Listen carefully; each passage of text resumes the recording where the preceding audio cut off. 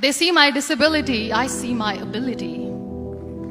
They call me disabled, I call myself differently abled. There are some incidents that happen in your life. Those incidents break you, deform you, but they mold you into the best version of you.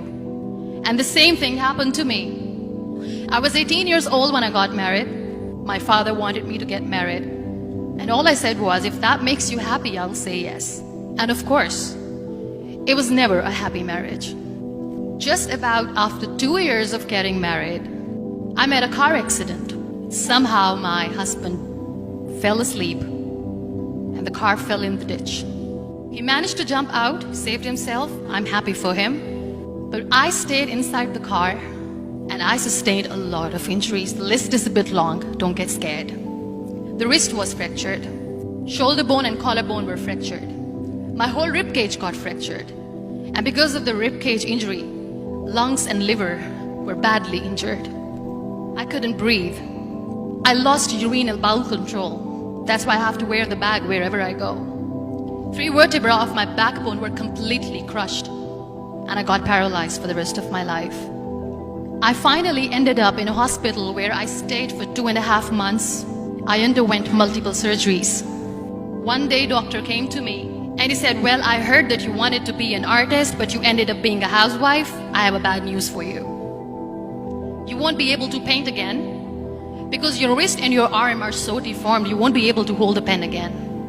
Next day, doctor came to me and said, your spine injury is so bad, you won't be able to walk again. Because of your spine injury and the fixation that you have in your back, you won't be able to give birth to a child again. That day, I was devastated. I asked my mother, why me? And that is where I started to question my existence. Why am I even alive? And that is where I realized that the words have the power to heal the soul. My mother said to me, this too shall pass. God has a greater plan for you. I don't know what it is, but He surely has. And in all that distress and grief, somehow or the other, those words were so magical that they kept me going. One day I asked my brothers, I know I have a deformed hand, but I'm tired of looking at these white walls in the hospital and wearing these white scrubs. I'm getting tired of this. I want to add more colors to my life. I want to do something. Bring me some colors. Bring me some small canvas. I want to paint. So the very first painting I made was on my deathbed, where I painted for the very first time. It was not just an art piece or just my passion. It was my therapy. And then I was discharged and I went back home. And I went back home and I realized that I have developed a lot of pressure ulcers on my back and on my hip bone. I was unable to sit. There were a lot of infections in my body, a lot of allergies. So doctors wanted me to lie down on the bed straight for not 6 months, for not 1 year, for 2 years. I was bedridden, confined in that one room, looking outside the window, listening to the birds chirping and thinking maybe there will be a time when we'll be going out with the family and enjoying the nature. That was the time where I realized how lucky people are. That is the time where I realized that the day I'm going to sit, I'm going to share this pain with everyone to make them realize how blessed they are, and they don't even consider them lucky. That day I decided that I'm going to fight my fears. We all have fears. Fear of unknown, fear of losing people, fear of losing health, money.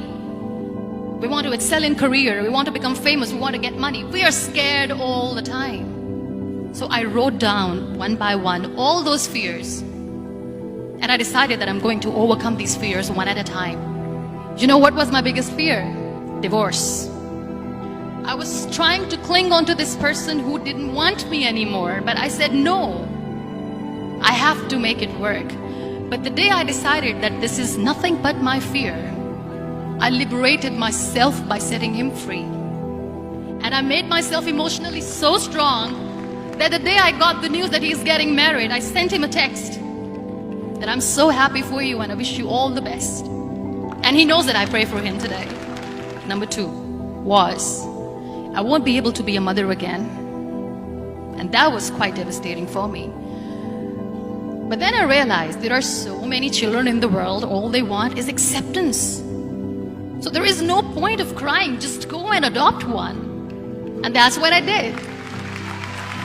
People think that they will not be accepted by the people because we, in the world of perfect people, are imperfects.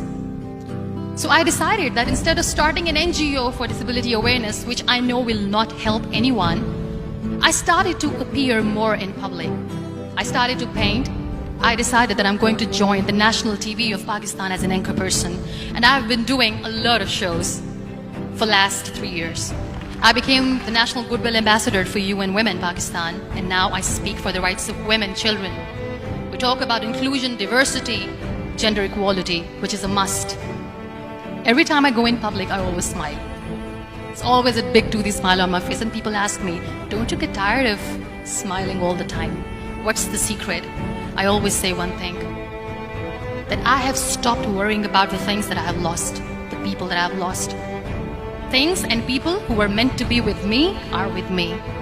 And sometimes, somebody's absence makes you a better person.